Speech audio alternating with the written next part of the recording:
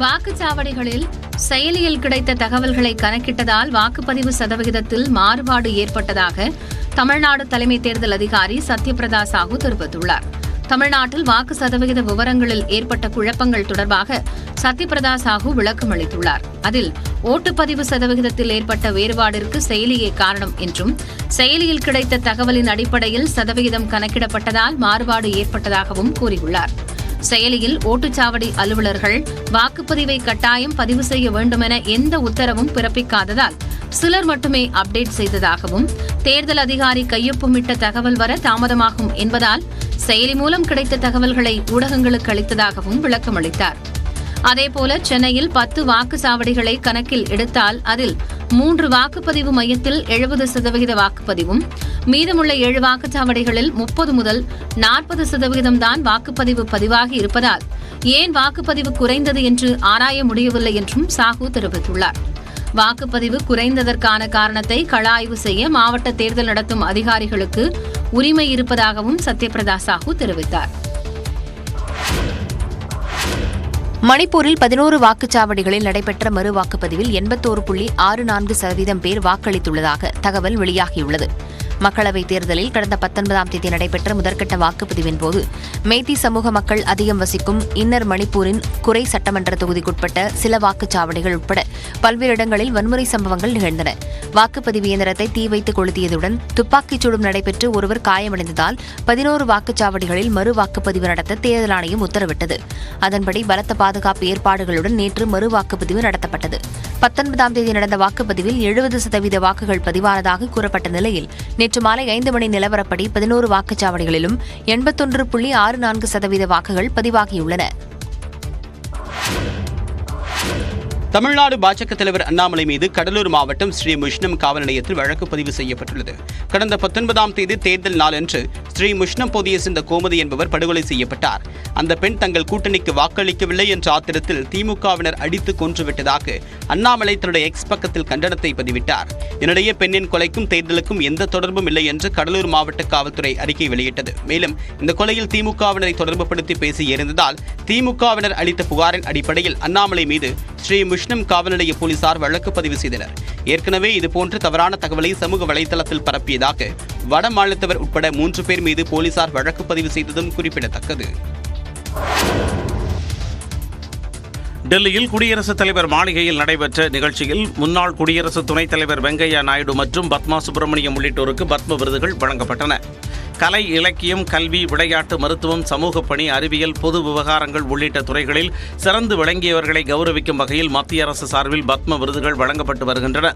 அதன்படி 2024ஆம் ஆண்டிற்கான பத்ம விருதுகள் 132 பேருக்கு கடந்த ஜனவரி மாதம் அறிவிக்கப்பட்டது. இந்நிலையில் டெல்லியில் குடியரசுத் தலைவர் மாளிகையில் நடைபெற்ற நிகழ்ச்சியில் முன்னாள் குடியரசு துணைத் தலைவர் வெங்கையா நாயுடு மற்றும் தமிழ்நாட்டைச் சேர்ந்த பரதநாட்டிய கலைஞர் பத்மா சுப்பிரமணியம் ஆகியோருக்கு பத்ம விபூஷன் விருதை வழங்கி குடியரசுத் தலைவர் திரௌபதி முர்மு கௌரவித்தார்.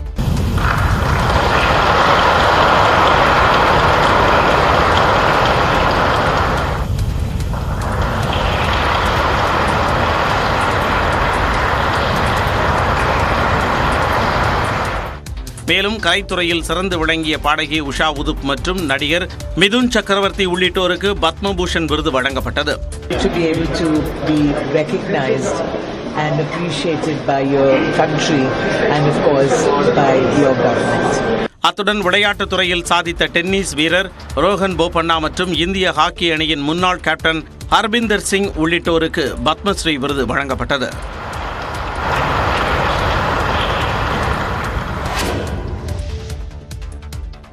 IPL கிரிக்கெட் தொடரில் மும்பை இந்தியன்ஸ் அணிக்கு எதிரான போட்டியில் ஜெய்ஸ்வாலின் அதிரடி சதத்தால் ராஜஸ்தான் ராயல்ஸ் அணி 9 விக்கெட்டுகள் வித்தியாசத்தில் அபார வெற்றி பெற்றது.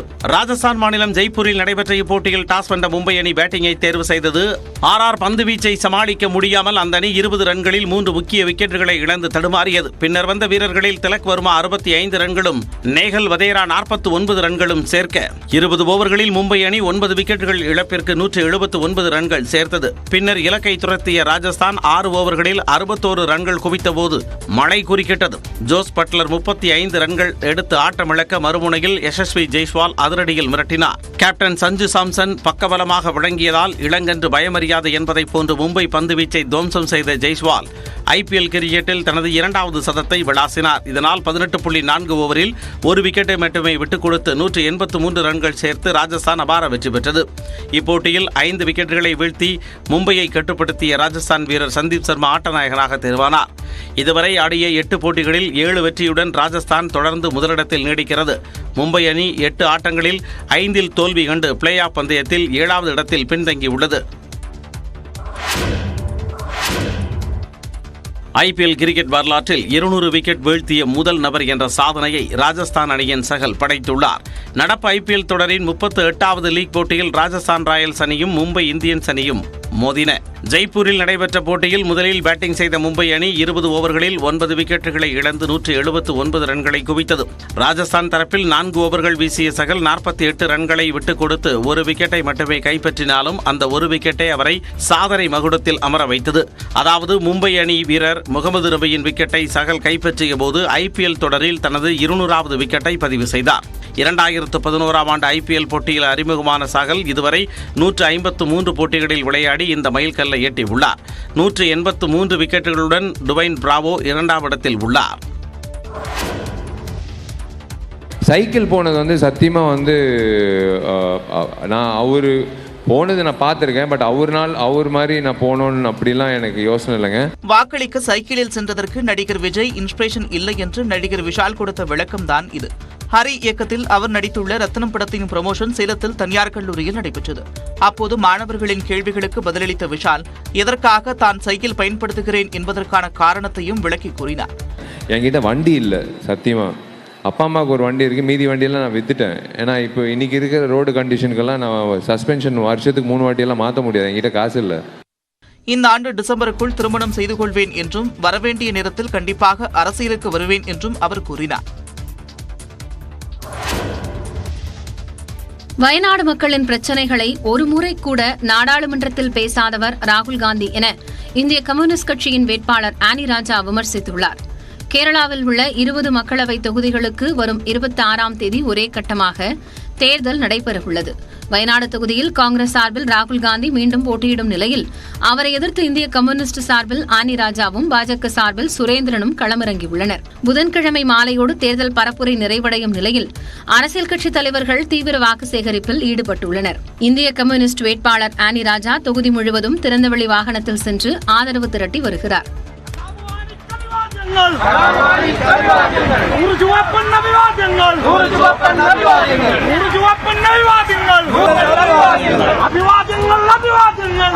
இதனிடையே வயநாடு தொகுதி மக்களின் பிரச்சினைகள் எதையும் ராகுல் காந்தியால் தீர்க்க முடியவில்லை என்று கம்யூனிஸ்ட் ஆதரவாளர்கள் குற்றம் சாட்டினர். 5 വർഷം ഇവിടെ ജയിച്ചു പോയതാണല്ലോ. 5 വർഷം രാഹുൽ ഗാന്ധി MP ഇവിടെ ഒരു വാക്കും പാലിച്ചിട്ടില്ല. ഈ മണ്ഡലത്തിലേക്ക് വരുന്നതിന് തന്നെ ഒരു വർഷത്തിനൊരിക്കല അവിടെ ഒരു ചായ കുടിച്ചു പോകല്ലാണ്ട് ഒരു കാര്യങ്ങളും ഇവിടെ നടത്തുന്നില്ല എന്നാണ് എന്റെ സത്യം. ராகுல் காந்தி குறித்து இந்திய கம்யூனிஸ்ட் வேட்பாளர் ஆனி ராஜாவும் விமர்சித்துள்ளார். கோவை வாளையார் சோதனைச் சாவடியில் பேருந்தில் பயணம் செய்த பயணி ஒருவர் உடலில் கட்டுக்கட்டாக மறைத்து வைத்து எடுத்துச் சென்ற 14 லட்சம் ரூபாய் பறிமுதல் செய்யப்பட்டது. தமிழ்நாட்டில் வாக்குப்பதிவு முடிந்த நிலையில் தேர்தல் நடத்தை விதிகள் அமலில் உள்ளன. அதேவேளையில் பக்கத்து மாநிலமான கேரளாவில் வருகிற 26ஆம் தேதி மக்களவைத் தேர்தலுக்கான வாக்குப்பதிவு நடைபெறவுள்ளது. இந்நிலையில் கோவை மாவட்டத்தில் தமிழ்நாடு கேரள எல்லையான வாளையார் சோதனைச் சாவடியில் கேரள அதிகாரிகள் வாகன சோதனையில் ஈடுபட்டிருந்தனர். அப்போது கோவையிலிருந்து திரிசூருக்கு சென்ற பேருந்தில் பயணிகளிடம் பரிசோதனை மேற்கொண்டனர். அதில் பயணி ஒருவர் தனது உடலுக்குள் மறைத்து வைத்து 14,20,000 ரூபாய் எடுத்துச் சென்றதை கண்டுபிடித்தனர். ஆனால் அவரிடம் உரிய ஆவணம் இல்லாததால் அந்த பணத்தை அதிகாரிகள் பறிமுதல் செய்தனர்.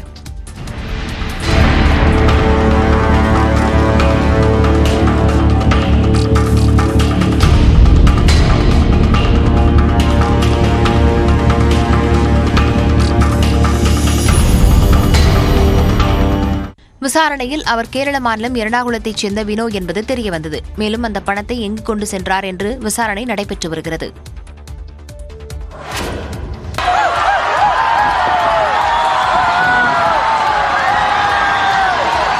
ஈரோட்டில் படப்பிடிப்பிற்காக வந்த நடிகை திரிஷாவை பார்க்க திரண்ட கூட்டமே இது.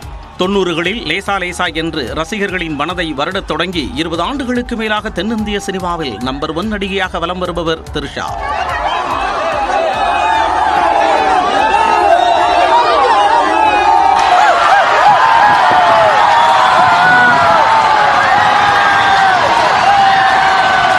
கடந்த ஆண்டு விஜய் த்ரிஷா வெற்றி கூட்டணியில் வெளியான லியோ படம் நல்ல வரவேற்பை பெற்ற நிலையில் தமிழில் அஜித்தின் விடாமுயற்சி, கமலின் தக் லைஃப் படங்களில் நடித்து வருகிறார். தெலுங்கில் சிரஞ்சீவியின் விஸ்வம்பரா படத்திலும், மலையாளத்தில் மோகன்லாலின் ராம் மற்றும் டொவினோ தாம்சனின் ஐடென்டி படத்திலும் த்ரிஷா நடித்து வருகிறார். இந்நிலையில் ஐடென்டி படத்தின் படப்பிடிப்பு ஈரோட்டில் நடைபெற்று வருகிறது. அதில் பங்கேற்க த்ரிஷா வந்தார். அதை அறிந்ததும் த்ரிஷாவை காண பொதுமக்கள் திரண்டனர்.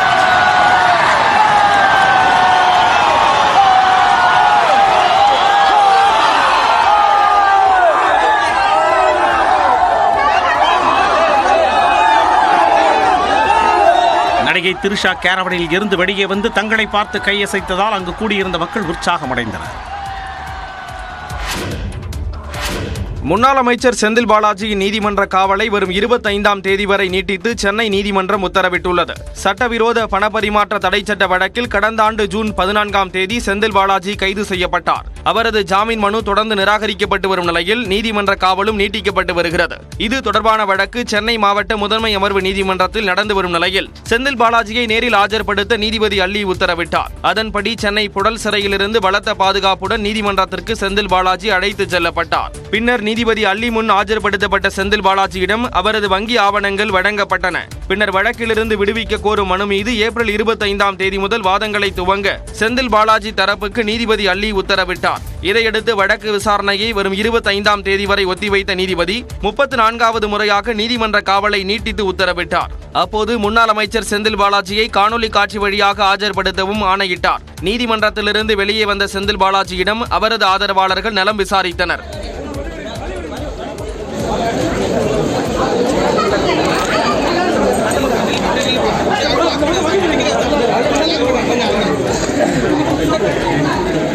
இதையடுத்து பலத்த பாதுகாப்புடன் மீண்டும் புழல் சிறைக்கு செந்தில் பாலாஜி அழைத்துச் செல்லப்பட்டார்.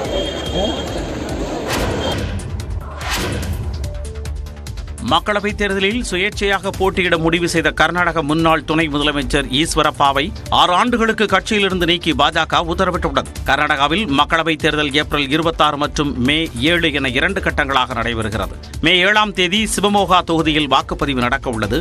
இந்த தொகுதியில் காங்கிரஸ் வேட்பாளராக கன்னட நடிகர் சிவராஜ்குமாரின் மனைவி கீதா சிவராஜ்குமார் போட்டியிடுகிறார். பாஜக சார்பில் முன்னாள் முதலமைச்சர் எடியூரப்பாவின் மகன் ராகவேந்திரா களமிறங்குகிறார். இந்நிலையில் சீட் கிடைக்காததால் ராகவேந்திராவை எதிர்த்து சிவமோகா தொகுதியில் சுயேட்சை வேட்பாளராக போட்டியிட முன்னாள் துணை முதலமைச்சர் ஈஸ்வரப்பா முடிவு செய்துள்ளார். இதையடுத்து கட்சியின் கட்டுப்பாட்டை மீறி செயல்பட்டதாக கூறி ஈஸ்வரப்பாவை 6 ஆண்டுகளுக்கு கட்சியிலிருந்து நீக்கி கர்நாடக பாஜக உத்தரவிட்டுள்ளது. IPL கிரிக்கெட் தொடரில் சென்னை சூப்பர் கிங்ஸ் அணி தனது சொந்த மைதானத்தில் ஆதிக்கத்தை தொடருமா என்ற எதிர்பார்ப்பு ரசிகர்கள் மத்தியில் அதிகரித்துள்ளது. நடப்பு சாம்பியனான சென்னை அணி இதுவரை ஆடிய 7 போட்டிகளில் 4 வெற்றியுடன் 4வது இடத்தில் உள்ளது. கடைசியாக லக்னோ அணியை அதன் சொந்த மைதானத்தில் எதிர்கொண்ட போது தோல்வியை தழுவியது. இதற்கு சென்னை சேப்பாக்கம் மைதானத்தில் இரவு 7:30 மணிக்கு நடைபெறும் இன்றைய போட்டியில் பதிலடி கொடுக்க CSK வீரர்கள் தீவிரம் காட்டி வருகின்றனர். அத்துடன் நடப்பு தொடரில் சென்னை அணி சேப்பாக்கத்தில் ஆடிய 3 போட்டிகளிலும் வெற்றியை வசப்படுத்தியது. எனவே இன்றைய ஆட்டத்தில் சொந்த மைதானத்தில் ஆதிக்கத்தை தொடருமா என்ற எதிர்பார்ப்பு அதிகரித்துள்ளது. இப்போட்டி குறித்து செய்தியாளர் சந்திப்பில் பேசிய CSK பேட்டிங் பயிற்சியாளர் mic Hussey, Lucknow captain Lokesh ராகுலுக்கு எதிராக பந்து வீசுவது சற்று சவாலானது என்று தெரிவித்தார். Any time of the tournament, wins are important. We've got off to a pretty good start, but we've got a good record at home, and that's what we want to try and keep intact. If we can play well in the next 3 matches, then it gives us a great chance. If you start thinking, oh yeah, we'll win the next 3 matches and we'll be on this earth, then you're taking your mind on what's not important. And what's most important us is to prepare well for this game against LSG. மேலும் IPL கிரிக்கெட்டில் impact வீரரை இறக்கும் விதி பந்து வீசுபவர்களுக்கு நிச்சயம் சவால் நிறைந்ததாகவும் mic Hussey தெரிவித்தார். IPL போட்டியில் நடுவரின் முடிவை ஏற்க மறுத்து வாக்குவாதத்தில் ஈடுபட்டதால் பெங்களூரு அணியின் நட்சத்திர வீரர் விராட் கோலிக்கு அபராதம் விதிக்கப்பட்டுள்ளது. ஞாயிற்றுக்கிழமை கொல்கத்தா நைட் ரைடர்ஸ் அணிக்கு எதிராக ராயல் சேலஞ்சர்ஸ் பெங்களூரு அணி விளையாடியது. இந்த போட்டியில் முதல் இன்னிங்ஸின் 3வது ஓவரை ஹர்ஷித் ராணா வீசிய ஃபுல் டாஸ் பந்து விராட் கோலியின் இடுப்புக்கு மேல் நோ பால் போல் சென்றது. இந்த பாலை கனெக்ட் செய்ய தவறிய கோலி கேட்ச் கொடுத்து ஆட்டமிழந்தார். ஆனால் நடுவர்கள் நோபால் கொடுக்காத நிலையில் கோலி 3வது நடுவரின் முடிவுக்கு சென்றார். அவரும் கோலி ஆட்டமிழந்ததை உறுதிப்படுத்தினார். இதனால் அதிருப்தியடைந்த விராட் கோலி நடுவர்களுடன் வாக்குவாதம் செய்தார். இதன் காரணமாக விராட் கோலியின் போட்டிக்கான கட்டணத்தில் 50% பிடித்தம் செய்ய IPL நிர்வாகம் உத்தரவிட்டுள்ளது. இதே போட்டியில் குறிப்பிட்ட நேரத்திற்குள் பந்து வீசி முடிக்காததால் பெங்களூரு அணியின் கேப்டன் பாப் டூப்ளஸிற்கு 12 லட்சம் ரூபாய் அபராதம் விதிக்கப்பட்டது. இது மட்டுமின்றி ஞாயிற்றுக்கிழமை நடைபெற்ற மற்றொரு ஆட்டத்தில் குஜராத் டைட்டன்ஸ் பஞ்சாப் கிங்ஸ் அணியில் மோதின. இதிலும் நடுவரின் முடிவை ஏற்க மறுத்து பஞ்சாப் அணியின் கேப்டன் சாம் கரன் வாக்குவாதம் செய்தார். இதனால் அவருக்கும் போட்டி கட்டணத்திலிருந்து 50% அபராதமாக விதிக்கப்பட்டுள்ளது.